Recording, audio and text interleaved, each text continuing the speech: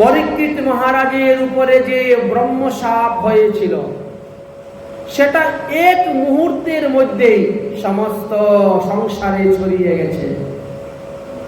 ওই সময়ে বেশ কিছু মুনি ঋষিগণ তীর্থ ভ্রমণ করতে বেরিয়েছিলেন। তারা যখন শুনতে পেলেন যে পরীক্ষিত মহারাজ 7 দিন পরে মারা যাবেন, তখন বেশ কিছু সাধুগণের মনে ইচ্ছা হলো, চলো রে একটু পরীক্ষিতকে দর্শন করি। যাকে মাতৃগর্ভে ভগবান রক্ষা করেছিলেন, 7 দিন পরে এইরকম বৈষ্ণব রাজা আর পাওয়া যাবে না। পঞ্চপাণ্ডবের বংশধর মহারাজ পরীক্ষিত, চলো চলো তাকে দর্শন করতে যাব। যতক্ষণ পর্যন্ত তক্ষকনাগ দংশনে তার মৃত্যু না হয়, ততক্ষণ আমরা তার পাশে থাকব, তার সঙ্গ করব। 6 প্রকার বৈষ্ণব সঙ্গ আছে। মুনি ঋষিরাও বৈষ্ণব সঙ্গ করতে চেয়েছেন। 6 প্রকার বৈষ্ণব সঙ্গ। 6 সৎসঙ্গ হয়। সৎসঙ্গ 6 প্রকার। বৈষ্ণবের মুখ থেকে হরিকথা শ্রবণ করা বৈষ্ণব সঙ্গ। বৈষ্ণবকে কিছু বলা, তার কাছে যাওয়া, তার কাছে বসা বৈষ্ণব সঙ্গ। বৈষ্ণব যদি কোনো কিছু আপনাকে আদর করে দেয়, আপনি গ্রহণ করবেন, এটা বৈষ্ণব সঙ্গ। আপনার শক্তি সামর্থ্য অনুসারে বৈষ্ণবকে যদি কিছু দান করেন গিয়ে, সেটা বৈষ্ণব সঙ্গ। বৈষ্ণব যদি আপনাকে নিমন্ত্রণ করে, তার গৃহে গিয়ে বসে আপনি প্রসাদ পান, সেটা বৈষ্ণব সঙ্গ। আপনি যদি বৈষ্ণবকে নিমন্ত্রণ করে আপনার বাড়িতে এনে প্রসাদ পাওয়ার, সেটাও বৈষ্ণব সঙ্গ। 6 প্রকারের বৈষ্ণব সঙ্গ।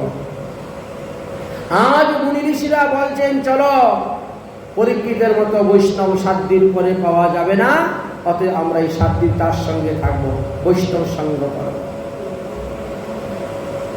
এখন মুনি ঋষির মধ্যে সবাই কি প্রেমী ভক্ত এমন তো নয়। কিছু আছে যোগী, কিছু আছে জ্ঞানী, কিছু আছেন কর্মী। তাদের আবার মত আলাদা। বলে না নানা মুনির নানা মত। তাদের মতটা কি ছিল? তারা বলছে, শাস্ত্রে লেখা আছে, যার উপরে ব্রহ্মশাপ তার মুখ দর্শন করতে নাই। অতএব আমরা পরীক্ষিতের মুখ দর্শন করতে যাব না, পরীক্ষিতের সঙ্গ করতে যাব না, পরীক্ষিতের বাড়ি যাব না। সে আমাদের মতন একজন ঋষিকে অপমান করেছে, আমাদের মতো একজন ঋষির সঙ্গে এরকম দুর্ব্যবহার করেছে, আর তার বাড়ি যাব আমরা, তার মুখ দর্শন করতে। হয়ে গেল দল 2টা। 2 দল হয়ে গেল। এক দল তীর্থ ভ্রমণে চলে গেলেন, আমরা অভিশাপ যুক্ত লোকের মুখ দর্শন করব না। আর আরেক দল, আরে তার পাপে সে ভোগ করবে, আমাদের কি? তার পাপ সে ভোগ করবে, আমাদের কি? আমাদের কর্তব্য হলো আমরা তাকে দর্শন করব। তাই তারা চলে আসলেন মহারাজ পরীক্ষিতকে দর্শন করার জন্য। পরীক্ষিত যখন দেখলেন মুনি ঋষিরা আসতেছেন, সঙ্গে সঙ্গে আসন থেকে উঠে গেছে। তিনি তো অন্নশন ব্রত করে বসেছে সংকল্প নিয়ে, 1 ফোঁটা জল গ্রহণ করব না, 1 ফোঁটা অন্ন, 1 পুষ্টি অন্ন খাবো না, অন্নশন ব্রত করে প্রাণ ত্যাগ করব। কিন্তু মুনি ঋষিকে দেখার সঙ্গে সঙ্গে আসন থেকে উঠে দাঁড়িয়ে গেলেন, সবাইকে দণ্ডবত প্রণাম করলেন। পরে তিনার নিজের পাপের কথা তিনি বললেন। আমরা তো আমাদের পুণ্যের কথা বলি, আমরা কখনো আমাদের পাপের কথা বলি না। পাপের কথাটা আমরা গোপন রেখে দেই, আর পুণ্যের কথা আমরা বলি। কিন্তু পরীক্ষিত মহারাজ তিনি কোনো পুণ্যের কথা বলেন নাই, বলেছেন পাপের কথা। আমার পুণ্যের লেশমাত্র নেই, কিন্তু আমি এই পাপ করেছি। এখন 7 দিনের মধ্যে কিভাবে এই সমস্ত পাপ থেকে মুক্ত হয়ে ভগবত পাদপদ্ম লাভ করতে পারি, তার উপায় আপনারা বলুন। এবার শুরু হয়ে গেল সবার মতামত পেশ করা। কেউ বলছেন তুমি প্রতিদিন 3 বার গঙ্গায় স্নান করো, 3 বার সন্ধ্যা আহ্নিক করো। কেউ বলছেন তোমার খাজানা ঘরে যত ধন সম্পত্তি আছে সব দান করো, দানেতে দুর্গতি খণ্ডে। কেউ বলছেন তুমি অহরহ হরিনাম করো, নামে খণ্ডে পাপ। বুঝছেন, দানেতে দুর্গতি খণ্ডে, নামে খণ্ডে পাপ। ওদের নাম করো, দান করো। কেউ বলছেন স্নান করো, কারণ স্নান করলে দেহ শুদ্ধ হয়। গঙ্গা স্নান, গঙ্গার তীরে বসে আছে, স্নান করলে দেহ শুদ্ধ হয়, দান করলে ধন শুদ্ধ হয়, আর নাম করলে মন শুদ্ধ হয়। উপদেশ দেওয়া শুরু হয়ে গেছে। নানা মুনির নানা মত শুনছেন, আর মনে মনে ভাবছেন যে 7 দিন এইটা করলে কি আমি ভগবান পাদপদ্ম লাভ করতে পারবো, আমি উদ্ধার হইতে পারবো? এটাই মনের মধ্যে একটি প্রশ্ন। সবারটাই শুনছেন, কিন্তু মনে মনে বিচার করছেন। এমন তো অবস্থায় দেখা যায় রাস্তার থেকে একটা শব্দ শোনা যাচ্ছে, হই হই রই রই, হই হই রই রই। আরে এ তো কোলাহল করছে কারা? কণ্ঠস্বর গুলা শুনে বোঝা যাচ্ছে ছোট ছোট বাচ্চারা, বালকেরা,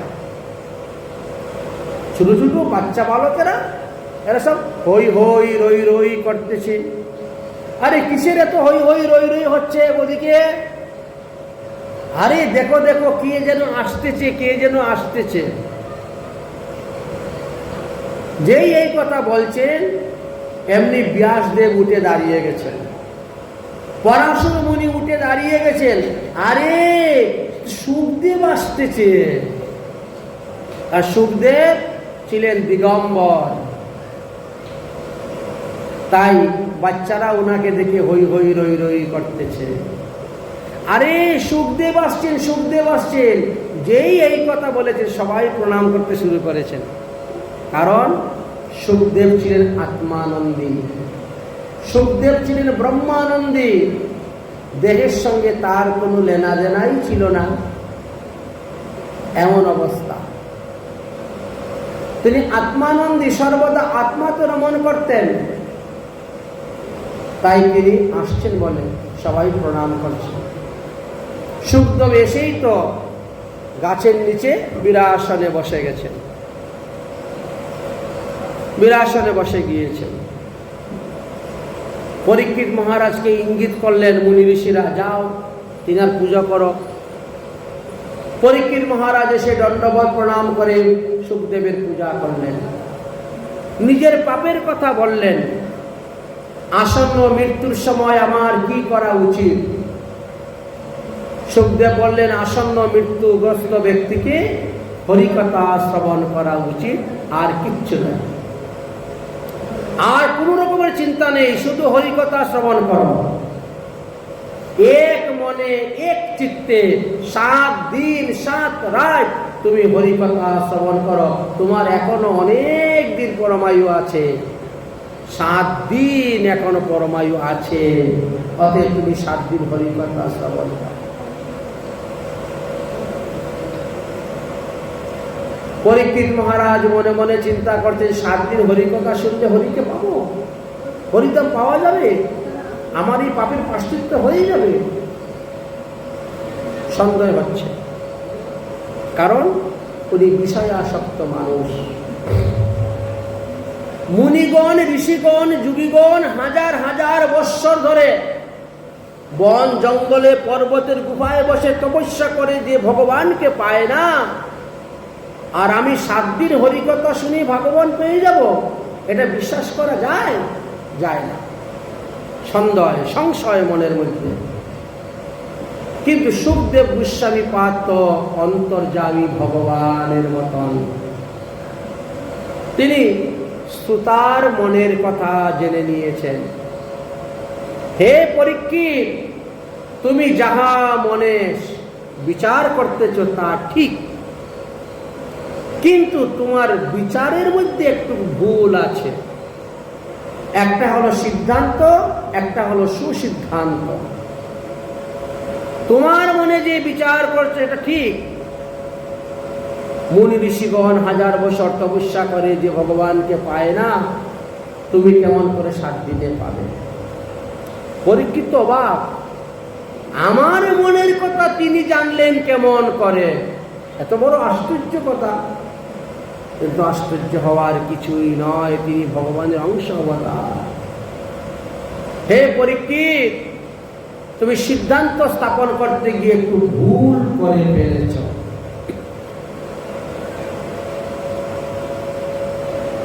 ভগবান দুর্লভ, সুদুর্লভ, আবার সুলভ। ভগবানকে পাওয়া দুর্লভ, ভগবানকে পাওয়া সুদুর্লভ, আবার ভগবানকে পাওয়া সুলভ। দুর্লভ কাদের জন্য ভগবানকে পাওয়া? যারা কর্মী, যারা জ্ঞানী। সুদুর্লভ ভগবানকে পাওয়া কাদের জন্য? যারা যোগী। আর সুলভ প্রেমী। তুমি তো প্রেমী ভক্ত, তাই তোমার জন্য সুলভ। যারা প্রেমী ভক্ত তাদেরকে ভগবান আসে ধরার জন্য। তোমার তো প্রেমের ঘরে জন্ম হয়েছে। পঞ্চ পাণ্ডবের প্রেমেতে বশীভূত হয়ে ভগবান দ্বারকার রাজধানী ছেড়ে দিয়ে, রাজ্য সুখ ছেড়ে দিয়ে তোমার দাদুদের শয়নে, ভোজনে, গমনে, উপবেশনে সর্বদা থাকতেন। এতটাই প্রেম ছিল তোমার দাদুদের প্রতি। প্রেমের দ্বারা তারা বশ করেছিলেন। আর সেই প্রেমের ঘরে তোমার জন্ম হয়েছে। যেই ঘরে ভগবানের জন্ম হয়েছে সেই ঘর আমার জন্য অতটা প্রশংসা নয়। যেই ঘরে প্রেমের জন্ম হয়েছে তার প্রশংসা আমি বেশি করি। অতএব তোমার জন্ম তো সেই প্রেমের ঘরে হয়েছে। তোমাকে তো ভগবান আসবেন ঘরে নিয়ে যাওয়ার জন্য। অতএব তুমি এক মনে এক চিত্তে 7 দিন যাবৎ ভাগবত পাঠ শ্রবণ করো। এই বলে তিনি আরম্ভ করে দিলেন ভাগবত পাঠ, শুরু করে দিলেন। তাহলে এই ভাগবত পাঠ শ্রবণ করে কে কে মুক্তি লাভ করতে পারবে? যত রকমের পাপী আছে সবাই মুক্তি লাভ করতে পারবে। যত রকমের রোগ সুখ ব্যাধি আছে, যত রকমের আপদ বিপদ অমঙ্গল অশুভ আছে, সব থেকে মুক্তি লাভ করা যায়। যত রকমের কামনা বাসনা আছে, মনোবাঞ্ছা আছে, সেটাও ফুর্তি হয় ভাগবতের দ্বারা। সংক্ষেপে বলে দেওয়া হলো, না হলে তো বিশাল ব্যাখ্যায় এক একটা শব্দ নিয়ে আলোচনা করতে গেলে। অতএব পরীক্ষিত, তুমি ভাগবত কথা শ্রবণ করো। এই বলেই পরমহংস শিরোমণি সুখদেব গোস্বামী পাদ ভাগবত কথা আরম্ভ করে দিলেন। ভাগবত কথা আরম্ভ করলেন। কিছুক্ষণ ভাগবত কথা করার পরে হঠাৎ মনে হইল, আমি যে ভাগবত কথা শুরু করলাম, কিন্তু ভাগবতের মঙ্গলাচরণ তো এখন আমার করা হয় না। যার কারণে দ্বিতীয় স্কন্ধে গিয়ে দেখা গেল মঙ্গলাচরণ সুখদেব গোস্বামী পাঠ করেছেন। মঙ্গলাচরণ করার পরে এবার তিনি ভগবানের লীলা কথা আরম্ভ করলেন। শুনো পরীক্ষিত মহারাজ, অনাদির আদি হলেন শ্রী গোবিন্দ। ভগবান শ্রীকৃষ্ণ হইতে এই সমস্ত বিশ্ব চরাচর সৃষ্টি, যা কিছু দেখতে পাচ্ছ সব ভগবান থেকে সৃষ্টি। ভগবান সর্বদা নিত্য গোলকধামে থাকেন। গোলকধাম কখনো নষ্ট হয় না। বৈকুণ্ঠ নষ্ট হয়ে যায়, ব্রহ্মলোক নষ্ট হয়ে যায়, সপ্ত স্বর্গ নষ্ট হয়ে যায়, সপ্ত পাতাল নষ্ট হয়ে যায়, 14 ভুবন নষ্ট হয়ে যায়, সমস্ত দেব দেবীগণও মারা যায়, কিন্তু ভগবান ভগবানই থাকে। তিনার কোনো কিচ্ছু করতে যায়, তিনার জন্মও নেই, মৃত্যুও নেই। সেই ভগবান যখন ইচ্ছা করলেন আমি এক হইতে বহু হইব, আমি এক হইতে বহু হইব,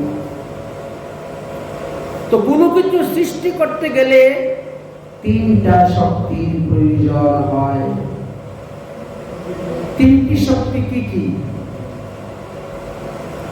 এক হলো ইচ্ছা শক্তি, এক হলো জ্ঞান শক্তি, আর এক হলো ক্রিয়া শক্তি। ভগবানের ইচ্ছা শক্তি হলো আমি এক হইতে বহু হইব। জ্ঞান শক্তি আসলো কিভাবে করলে ভালো হইবে। ইচ্ছা জ্ঞান যখন একত্রিত হলো তখন ক্রিয়া শক্তি রূপী সংকর্ষণ বিষ্ণু সৃষ্টি হলেন। এই সংকর্ষণ বিষ্ণু হলেন ভগবান শ্রীকৃষ্ণের প্রথম পুরুষ অবতার। তারপরে কারণ্যশায়ী বিষ্ণু সৃষ্টি হলেন, তারপরে গর্ভশায়ী বিষ্ণু সৃষ্টি হলেন, তারপরে ক্ষীরোদশায়ী বিষ্ণু সৃষ্টি হলেন। এই হলো 4 জন বিষ্ণু। এই 4 বিষ্ণুকে আমরা বলি পুরুষ অবতার। বিষ্ণুর স্ত্রী 4 জন, লক্ষ্মী, সরস্বতী, তুলসী, গঙ্গা। তাই বিষ্ণুর জন্য বৈকুণ্ঠ ধাম সৃষ্টি করা হলো। বিষ্ণু বৈকুণ্ঠে অবস্থান করছে। এই 4 বিষ্ণুর মধ্যে যিনি গর্ভশায়ী বিষ্ণু, এই গর্ভশায়ী বিষ্ণু হইতে নাভি থেকে একটি পদ্ম ফুলের সৃষ্টি হয়েছিল। সেই পদ্ম ফুলের উপরে সৃষ্টি হলেন ব্রহ্মা। ব্রহ্মা যখন সৃষ্টি হয়েছে তখন দেখবেন সমস্ত ব্রহ্মাণ্ড, অর্ধ ব্রহ্মাণ্ড সব জলেই পরিপূর্ণ, কোনো প্রাণী নেই, কিছু নেই, কেবলমাত্র তিনি একমাত্র আছে। কে আমাকে সৃষ্টি করলো? আমার মা কে, আমার বাবা কে? এই একটা মাত্র পদ্ম ফুলটাই আছে, আর নেই। এই পদ্ম ফুলের মিনারটা কত দূর? এই যে জলাশয় দেখছি তার গভীর কত দূর? পদ্ম ফুলের মিনার দিতে প্রবেশ করে ও ব্রহ্মা তার কুল কিনার পেলেন না। তখন ব্রহ্মা আবার পদ্ম ফুলের উপরে বসেছেন, বসে তিনি চিন্তা করছেন আমাকে কে সৃষ্টি করলো, কেন সৃষ্টি করলো? আমাকে যে সৃষ্টি করলো তাকে তো দেখতে পাচ্ছি না। তখন আকাশবাণী হলো তপ। তাকে দেখতে গেলে তপস্যা করতে হবে, তপস্যা না করলে তাকে দেখা যায় না। কিন্তু কি তপস্যা করব, কোন মন্ত্র জপ করব? তখন ভগবান শ্রীকৃষ্ণ বংশীধ্বনির দ্বারা তাকে কামবীজ কাম গায়ত্রী প্রদান করলেন। শ্রীকৃষ্ণের বীজ মন্ত্র পেয়ে গেলেন। প্রথমে ক্লিং শব্দ, শেষে সুহা শব্দ, মধ্যে চতুর্থান্ত পদ আছে আর সররিস্ব আছে। এই 4টি লক্ষণযুক্ত মন্ত্রকে দীক্ষা মন্ত্র বলা হয়। যদি এই 4টি লক্ষণ না থাকে মন্ত্রের মধ্যে তাহলে সেটা দীক্ষা মন্ত্র হয় না। ব্রহ্মা দীক্ষা পেলেন, মন্ত্র পেলেন, জপ করতে শুরু করলেন। দেব পরিমাণে 10,000 বৎসর জপ করার পরে ভগবান তখন তিনাকে বললেন এবার তুমি সৃষ্টি কার্য আরম্ভ করো। পূর্ব পরার্ধে যেভাবে সৃষ্টি হয়েছিল সেই সমস্ত সৃষ্টিতত্ত্ব জ্ঞান তোমার কাছে চলে আসবে। আমার ইচ্ছাতে তোমার মনের মধ্যে সেইগুলা প্রকট হবে, আর তুমি সেইভাবে সৃষ্টিকার্য আরম্ভ করো। তুমি সৃষ্টিকার্য আরম্ভ করো। তোমার দিন যখন, তখন সৃষ্টিকার্য চলবে। যখন তোমার রাত্রি হবে, তখন সৃষ্টিকার্য বিনাশ হবে। তোমার এক দিনের মধ্যে 71 বার সত্য যুগ, 71 বার ত্রেতা যুগ, 71 বার দাপর যুগ, 71 বার কলিযুগ আসবে। এক মন্বন্তর এইভাবে হবে। ওইভাবে 14 মন্বন্তর হলে গিয়ে হবে তোমার এক দিন।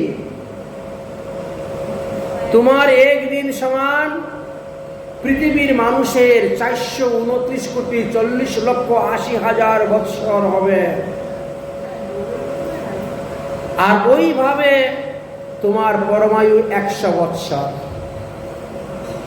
100 বৎসর পরে ব্রহ্মারও মৃত্যু হয়ে যায়। আমাদের পরমায়ু নয়, ব্রহ্মার পরমায়ু আলাদা বিচার। অতএব তুমি তপস্যা কার্য সৃষ্টি কর, আরম্ভ করো। তোমার এই সৃষ্টিকার্যের লীলার সহায়তার জন্য আমিও আসব, চিন্তা করিও না। যখনই দেখব ধর্মের গ্লানি হচ্ছে, অধর্ম অনাচার পাপাচার বেড়ে যাচ্ছে, সাধু সন্তরা শান্তি মনে বসে হরিভজন করতে পারছে না, তখনই আমি গিয়ে অবতীর্ণ হইব। আমার অবতার বিভিন্ন প্রকার, আমার অবতারের কোনো অন্ত নাই। কেউ যদি ইচ্ছা করে আকাশে কতটা তারা উঠেছে গণনা করে বলতে পারবে, তাই না? কতগুলো তারা উঠেছে, কিন্তু আমার অবতার কেউ বলতে পারবে না। আমার অসংখ্য অবতার আছে। তাই আমি আমার ব্রহ্মকল্প, পদ্মকল্প যেভাবে সৃষ্টিকার্য হয়েছিল, তুমিও এই কল্পে সৃষ্টিকার্য করো। দেখো, যে ব্রহ্মাণ্ড যত বেশি বড়, সেই ব্রহ্মাণ্ডের ব্রহ্মার মুখ তত বেশি থাকে। এই ব্রহ্মাণ্ডটা সব থেকে ছোট ব্রহ্মাণ্ড, তাই তোমার 4টা মুখ।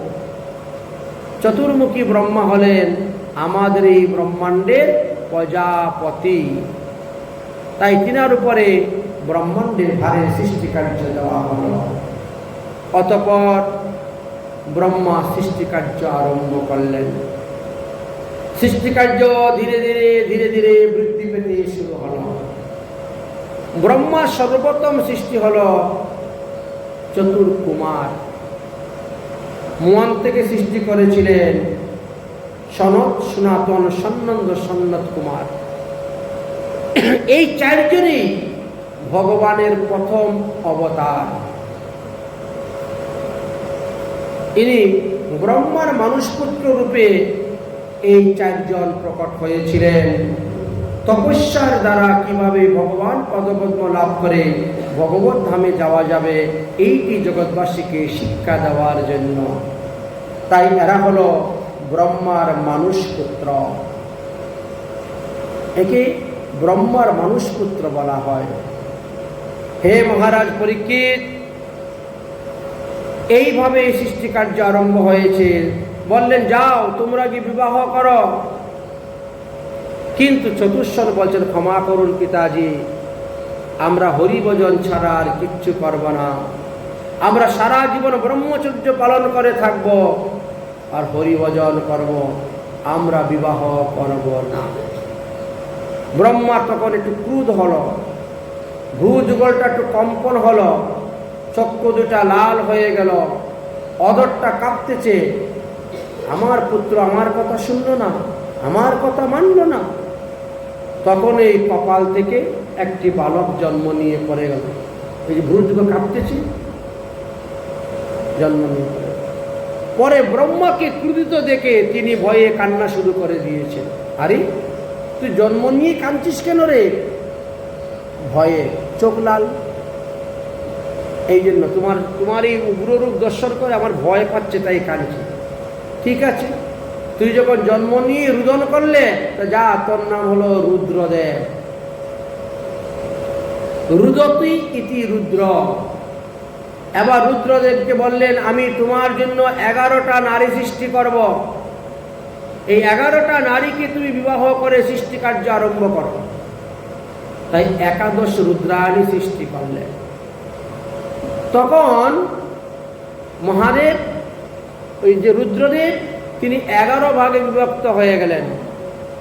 তাই 11 রুদ্র হয়ে গেলেন। 11 রুদ্র 11 রুদ্রাণীর সঙ্গে মিলিত হয়ে যে সৃষ্টি কার্য করেছিলেন, সেই সৃষ্টি কার্য ভালো হলো না। ব্রহ্মা তখন বলছেন, হে রুদ্রদেব, তোমার সৃষ্টি কার্য বন্ধ করো, বন্ধ করে তুমি তপস্যা করো। তপস্যা করার পরে যদি সৃষ্টি কার্য করা যায়, তাহলে উত্তম সন্তান আসবে, বন্ধ করো। এই বলে ব্রহ্মা এবার সৃষ্টি কার্যকে বন্ধ করাইয়া তাকে তপস্যার জন্য লাগালেন। ব্রহ্মা আবার সৃষ্টি কার্য আরম্ভ করলেন। চলছে সৃষ্টি কার্য। এবার সৃষ্টি কার্য করতে করতে করতে করতে ব্রহ্মা একেবারে ক্লান্ত হয়ে পড়ে গেছেন। আর আমি পারছি না, আমার শরীরে আর দিচ্ছে না সৃষ্টি কার্য করতে, বড় কষ্ট, বড় কঠিন, অনেক তপস্যা করে সৃষ্টি করতে হয়। তাহলে কি করা যায়? এই জন্য ব্রহ্মা নিজের শরীরকে 2 ভাগে বিভক্ত করলেন। ব্রহ্মার বাম অংশ হইতে এক নারী সৃষ্টি হলো, যাকে বলা হয় শতরূপা। আর ব্রহ্মার ডাইন অংশ হইতে এক পুরুষ সৃষ্টি হলেন, যাকে বলা হয় মনু মহারাজ। এই শতরূপা এবং মনু দুজনের মধ্যে বিবাহের ব্যবস্থা করলেন এবং তারা সৃষ্টি কার্য করার জন্য আদেশ দিলেন, নারী পুরুষের মিলনের মাধ্যমে সৃষ্টি কার্য হবে। এবার স্বয়ংভূব মনু বলছেন, পিতাজি, আপনি যাদেরকে সৃষ্টি করেছেন তারা স্থূল দেহ এবং সূক্ষ্ম দেহ, এই 2 দেহে অবস্থান করছেন। কিন্তু আমি যাদেরকে সৃষ্টি করব তারা তো স্থূল দেহই থাকবে, এদের তো সূক্ষ্ম দেহ হবে না। মাতৃগর্ভ থেকে জন্ম নিবে তো, সুতরাং তাদেরকে থাকার জন্য, তাদেরকে ধারণ করে রাখার জন্য একটা ধরা, ধরিত্রী, ধরণী চাই। সেই ধরা তো ধরিত্রী নেই এখানে, সব তো জলময়। তাহলে আমি যাদেরকে সৃষ্টি করব তারা থাকবে কোথায়? ব্রহ্মা তখন চিন্তা করছে, সত্যিই তো মহাপ্রলয়ের সময়ে পৃথিবী তো জলমগ্ন হয়ে গেছেন এবং জলের নিচে পড়ে আছেন। তো সেই জল থেকে এখন তুলব কেমন করে? কে বা তুলবে আর কবে বা হবে? বড় চিন্তার মধ্যে পড়ে গিয়েছে। এমন সময় কি হয়েছে, ব্রহ্মার নাসিকা হইতে অঙ্গুষ্ঠ পরিমাণে একটা হেঁচি দিয়েছেন, অঙ্গুষ্ঠ পরিমাণে এক বরাহ মূর্তি বেরিয়ে গেল। কিন্তু ওটা তো ভগবানই বরাহ রূপে প্রকট হয়ে গেলেন। বেরোনোর পরে দেখতে দেখতে বিশাল শরীর, বিশাল আকার ধারণ করেছে। দেবগণ, মুনিগণ, ঋষিগণ সবাই স্তুতি করতেছেন, প্রণামাদি করতেছেন। গিয়ে ওই জলের মধ্যে পড়লেন, কারণ নবজল, একেবারে রসাতলে চলে গেছে।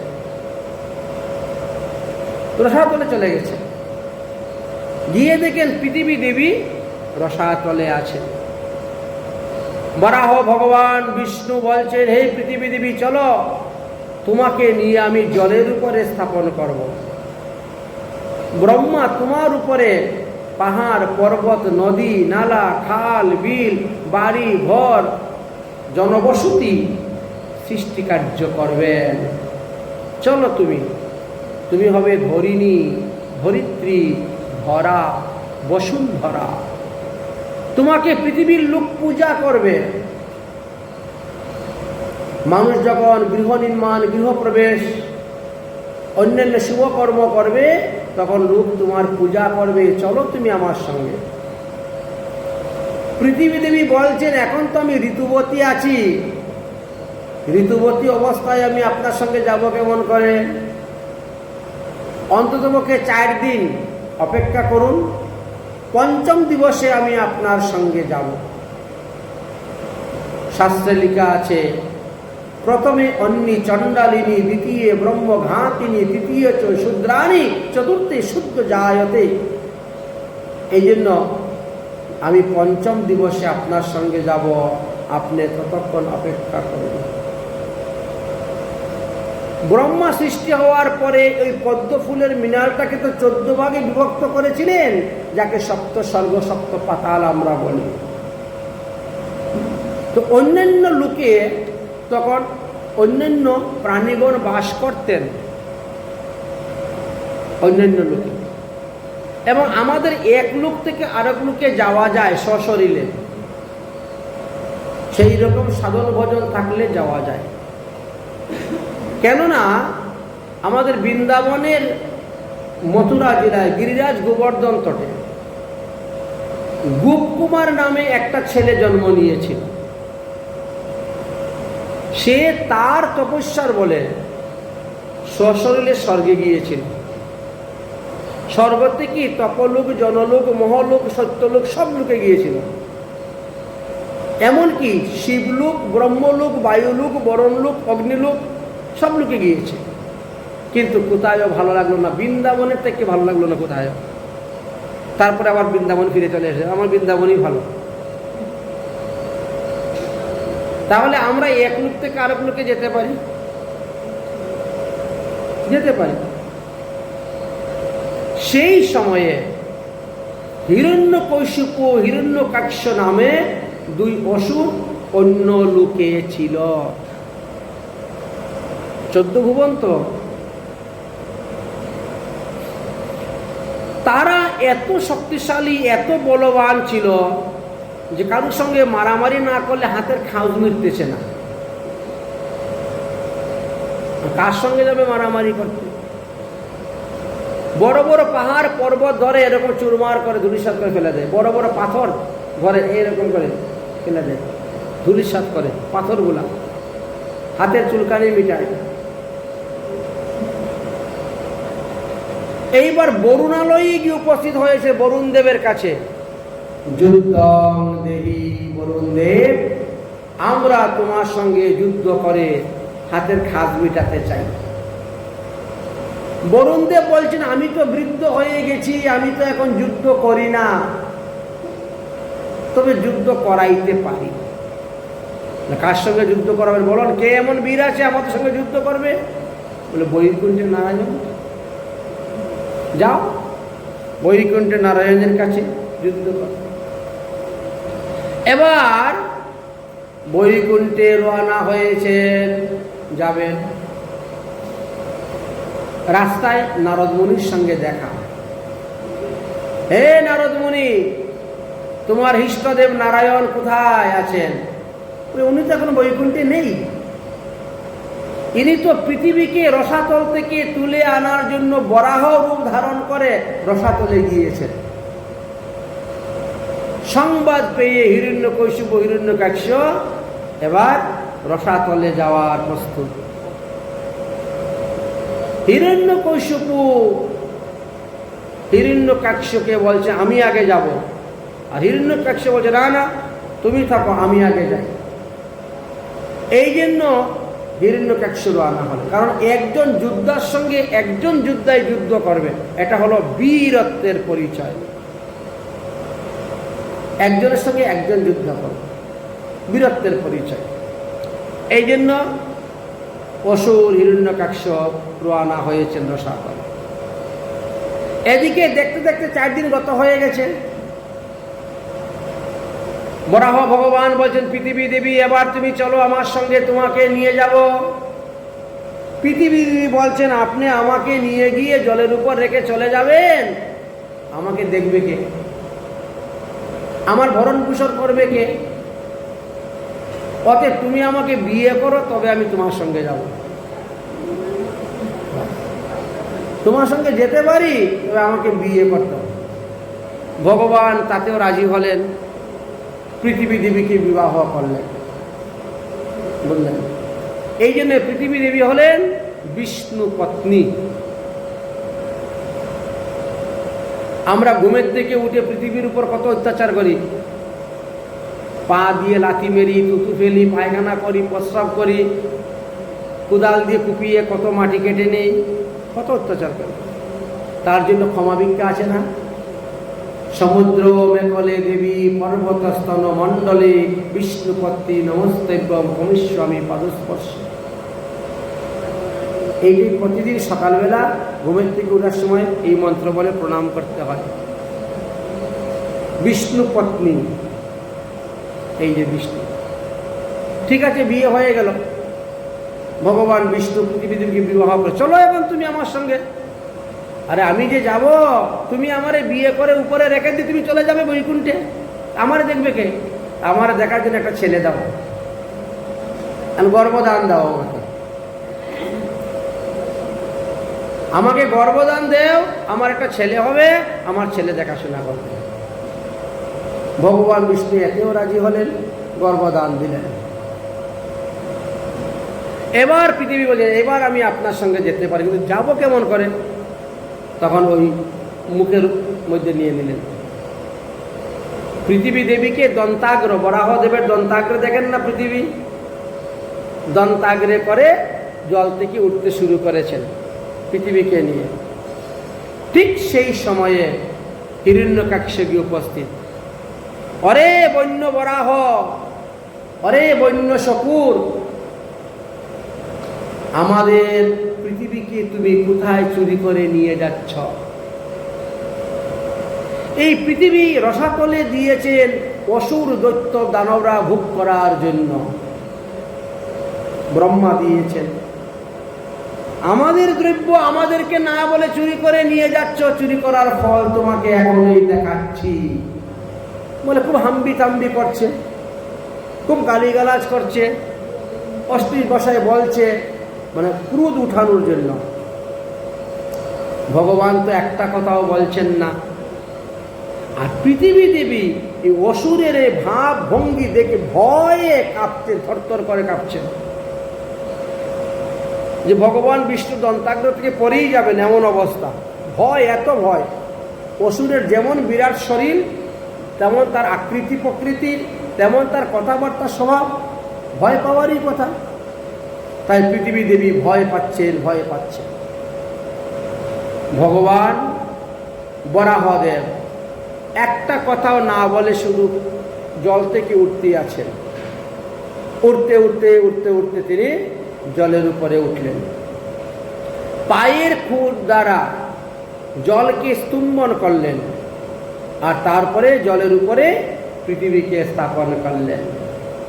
স্থাপন করে বলছেন, ওরে হিরণ্যকাক্ষ, তুমি এতক্ষণ ধরে আমাকে অনেক গালিগালাজ করেছ, অনেক কথা তোমার শুনেছি, তোমার যখন এত যুদ্ধের স্বাদ, আসো তাহলে আমার সঙ্গে যুদ্ধ। শুরু হলো যুদ্ধ।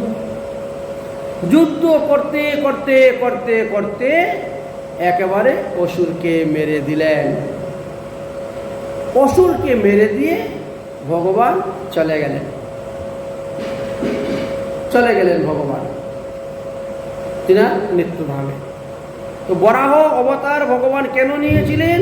ওই পৃথিবীকে রসাতল থেকে তুলে আনার জন্য বরাহ অবতার। এইভাবে ভগবানের অনন্ত অনন্ত অবতার আছে। হে মহারাজ পরীক্ষিত, কেউ যদি ইচ্ছা করে আজকে কত ফোঁটা বৃষ্টি হয়েছে গণনা করে বলতে পারবে, কিন্তু ভগবানের অবতার গণে কেউ শেষ করতে পারবে না। কেউ যদি ইচ্ছা করে এই পৃথিবীতে কতগুলা ধূলিকণা আছে গণনা করে বলতে পারবে, কিন্তু ভগবানের কত অবতার তা গণনা করে বলতে পারবে না। এই জন্য আমি ভগবানের মুখ্য মুখ্য অবতারের মধ্যে 24টা অবতারের কথা তোমার কাছে বলবো, মুখ্য মুখ্য। তাহলে প্রথম অবতার হলো ভগবানের চতুর্শন সনৎ কুমার। দ্বিতীয় অবতার হলেন ভগবানের বরাহ মূর্তি। তৃতীয় অবতার হলেন ভগবান নারদ মুনি রূপে প্রকট হয়েছিলেন। পঞ্চরাত্র গ্রন্থ জগতে প্রচার করিবার জন্য নারদ রূপে। চতুর্থ অবতার হলেন নরনারায়ণ ঋষি রূপে। পঞ্চম অবতার হলেন ভগবানের কপিল রূপে এসেছিলেন দেবহূতি তত্ত্বজ্ঞান দান করার জন্য। ষষ্ঠ অবতারে অত্রিমুনির পত্নী অনুসূয়ার গর্ভ থেকে দত্তাত্রেয় রূপে অবতীর্ণ হয়েছিলেন। সপ্তম অবতারে রুচি নামক প্রজাপতির স্ত্রী আকুতির গর্ভে যজ্ঞেশ্বর নামে যজ্ঞ পুরুষ রূপে অবতীর্ণ হয়েছিলেন। অষ্টম অবতারে রাজা নাভির পত্নী মেরুদেবীর গর্ভে ঋষভদেব নামে অবতীর্ণ হয়েছিলেন। নবম অবতারে বেন রাজার শরীরকে মন্থন করার সময় সেখান থেকে পিতৃরূপে অবতীর্ণ হয়েছিলেন। দশম অবতারে সমুদ্র মন্থন হয়ে সমুদ্র থেকে বেদকে উদ্ধার করার জন্য মৎস্য অবতার রূপে প্রকট হয়েছিলেন। 11 নম্বর অবতার সমুদ্র মন্থনের সময়ে তিনি কুর্ম রূপে অবতীর্ণ হয়েছিলেন। 12 নম্বর অবতার সমুদ্র মন্থনের সময়ে তিনি ধন্বন্তরী রূপে অমৃতের কলস নিয়ে উঠেছিলেন। 13 নম্বর অবতার অসুরদেরকে বঞ্চনা করে দেবতাদেরকে অমৃত পান করানোর জন্য তিনি মোহিনী রূপে অবতীর্ণ হয়েছিলেন। 13 নম্বর। 14 নম্বর অবতার প্রহ্লাদ আদি ভক্তদেরকে রক্ষা করার জন্য ভগবান নরসিংহ রূপে অবতীর্ণ হয়েছিলেন। 15 নম্বর অবতার বলিরাজার কাছ থেকে রাজ্য এনে ইন্দ্রকে দেওয়ার জন্য ভগবান বামন রূপে অবতীর্ণ হয়েছিলেন। 16 নম্বর অবতার অধম ক্ষত্রিয়দেরকে শাসন করার জন্য পরশুরাম রূপে ভগবান অবতীর্ণ হয়েছিলেন।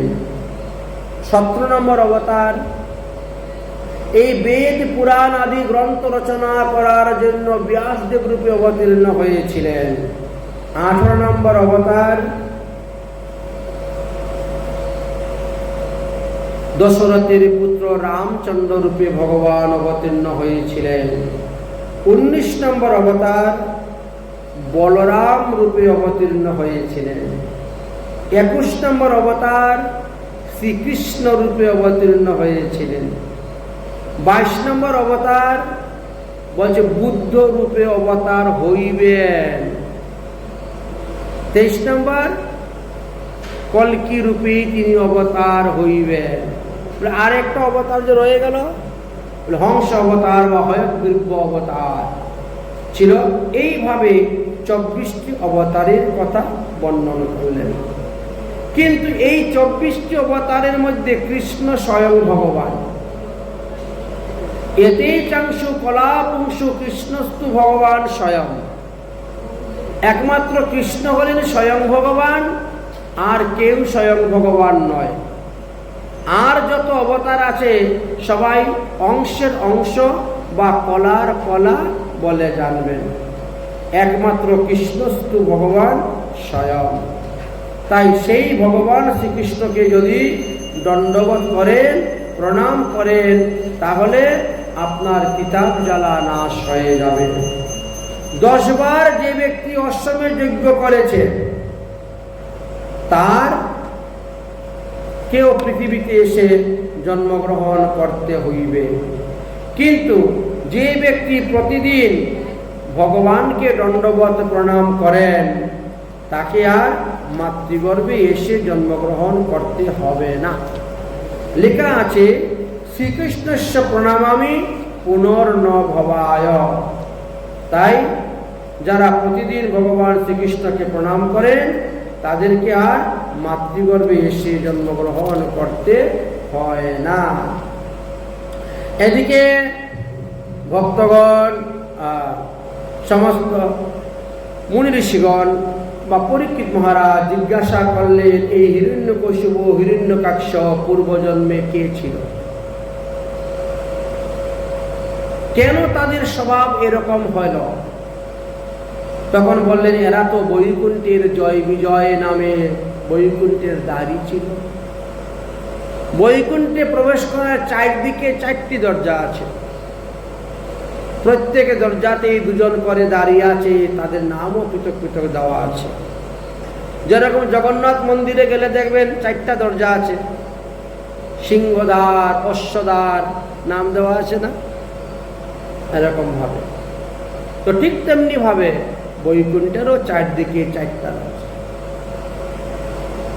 ব্রহ্মার মানুষপুত্র সনত সনাতন সন্নত সন্নত কুমার, ব্রহ্মার মুখ থেকে নারায়ণের মহিমা, নারায়ণের প্রসাদের মহিমা, নারায়ণের প্রসাদী চন্দন তুলসী পত্র চরণামৃতের মহিমা, এইগুলা শোনার পরে তাদের ইচ্ছা হয়েছিল আমরাও নারায়ণকে দর্শন করব, নারায়ণের চরণের সেই চন্দনের ঘ্রাণ নিব, তুলসী পাতার ঘ্রাণ নিব, চরণামৃত পান করব, ভগবানের প্রসাদ খাব। এই জন্য রওনা হয়েছিলেন। এদের বয়স যদিও হাজার হাজার বৎসর, কিন্তু দেখতে 5 বৎসরের বালকের মতো। তারাও সর্বদা দিগম্বর ভাবে ঘুরে বেড়ান, 5 বৎসরের বালকের মতন দেখতে। সনাতন সন্নন্দ সন্নত কুমার যখন বৈকুণ্ঠে রওনা হয়েছে নারায়ণকে দেখার জন্য, দরজায় যাওয়ার পরে জয় বিজয় তাদেরকে বাধা দিল, ভিতরে প্রবেশ করতে দিল না, লাঠি চালনা করল, প্রবেশ করতে দিল না। কারণ বৈকুণ্ঠের ভিতরে যে একবার প্রবেশ করে সে আর বেরিয়ে আসতে পারে না, 1 নম্বর। 2 নম্বর, ভগবানকে দর্শন করবেন, ভগবানের সেবা করবেন, ভগবানকে প্রণাম করবেন, উলঙ্গ অবস্থায় করা নিষেধ। এই জন্য ভগবানকে প্রণাম করতে গেলে কাঁসা দিয়ে কাপড় পরতে হয়।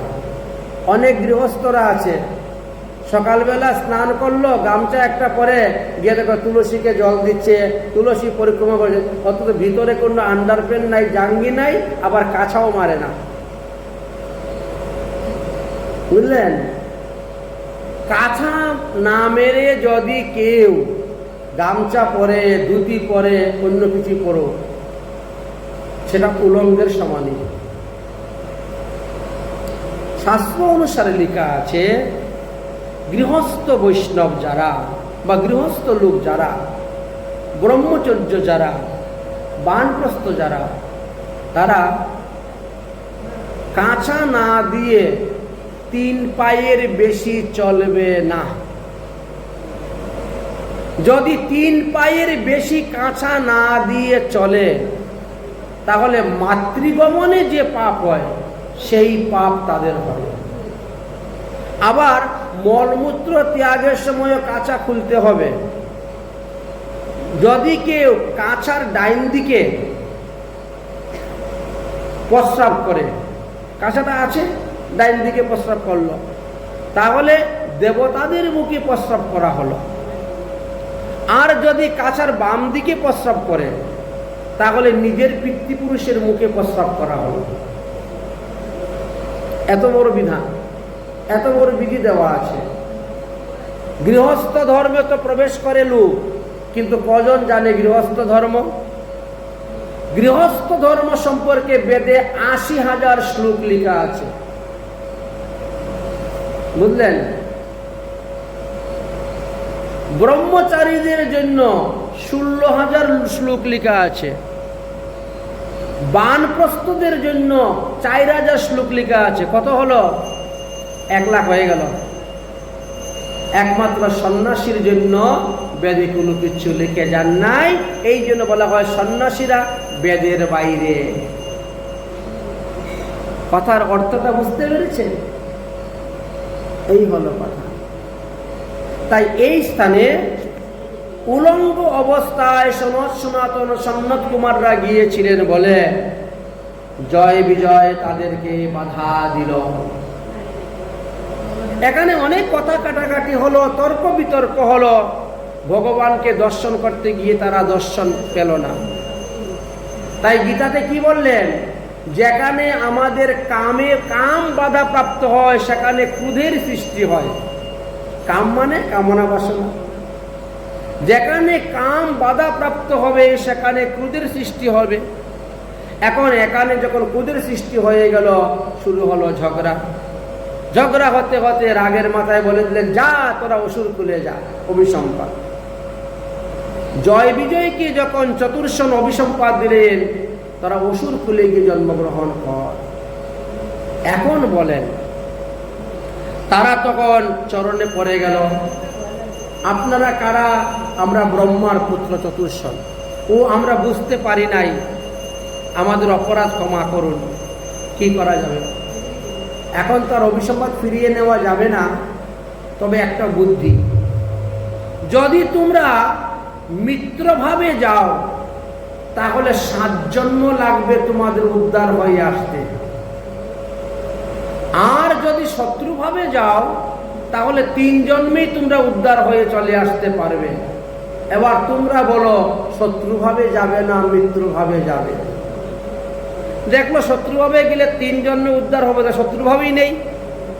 এই জন্য তারা শত্রুভাব নিলেন। যার কারণে প্রথম জন্মে তারা হিরণ্যকশিপ ও হিরণ্যকাক্ষ হয়ে জন্মগ্রহণ করলেন, ভগবানের হাতে মারা গেলেন।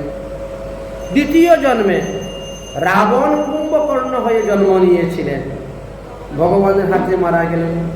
আর তৃতীয় জন্মে শিশুপাল আর দন্তবক্র হয়ে জন্মগ্রহণ করলেন। এই তো 3 জন্ম। চতুর্থে জগাইমাদাই রূপে এসেছিলেন প্রেম ভক্তি লাভ করার জন্য, মহাপ্রভুর কৃপা পাওয়ার জন্য। এই তো জানা যায় শাস্ত্র সিদ্ধান্ত। তাই এই সে জয় বিজয়, তারাই এসেছেন। তারাই এসে কি করেছিলেন? কশ্যপ ঋষির ঔরসকে আশ্রয় করে কশ্যপ ঋষির স্ত্রী দিতির গর্ভে জন্ম নিয়েছিলেন। কশ্যপ ঋষির 17 জন পত্নী ছিল। কশ্যপ ঋষি এরা ওই দক্ষ রাজার মেয়েকে বিবাহ করেছিলেন। দক্ষ রাজার মেয়ে 17 জনকে বিবাহ করেছিলেন কশ্যপ ঋষি। তো এক একটা থেকে এক একজনের সৃষ্টি হয়েছিল। তাই দ্বিতীয় হইতে সমস্ত দৈত্যগণের জন্ম, অদিতি হইতে সমস্ত দেবতাদের জন্ম, এইভাবে আরো অন্যান্য প্রাণীর জন্ম হয়েছিল। যার কারণে হিরণ্যকশিপু এবং হিরণ্যকাক্ষ এই দুজনেই অসুর প্রকৃতি, অসুর ভাবাপন্ন, ভগবানের সঙ্গে বিরোধিতা ছিল। তাই আজ আমাদের বরাহ অবতার পর্যন্ত আলোচনার বিষয়বস্তু।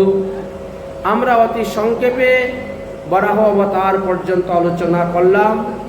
আজকের মতো ভাগবতীয় কথা আমরা এখানেই বিশ্রাম দিচ্ছি। শ্রীমৎ মহাপ্রভুর কৃপা হলে আগামীকাল তার পরবর্তী বিষয় আলোচনা করব।